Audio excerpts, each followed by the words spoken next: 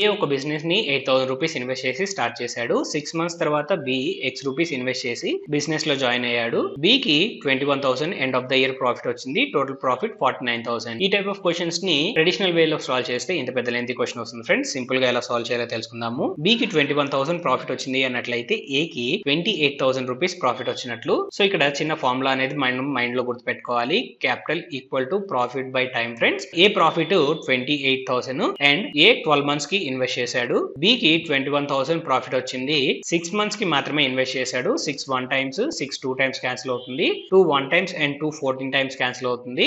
And again ఇక్కడ 7 2 times, 7 3 times cancel అవుతుంది. That means ఇద్దరికి ఇన్వెస్ట్మెంట్ రేషియో 2:3 గా ఉంటుంది. సో 2 పార్ట్స్ వాల్యూ 8,000 అని క్వశ్చన్ లో చెప్పాడు. సో ఈచ్ పార్ట్ వాల్యూ 4,000 అవుతుంది. 3 పార్ట్స్ వాల్యూ 4 టైమ్స్ అంటే 12,000 అనేది మన ఫైనల్ ఆన్సర్. ఇలాంటి మరిన్ని ఇంట్రెస్టింగ్ క్వశ్చన్స్ కోసం మన ఛానల్ సబ్స్క్రైబ్ చేసుకోవడం మర్చిపోవద్దు.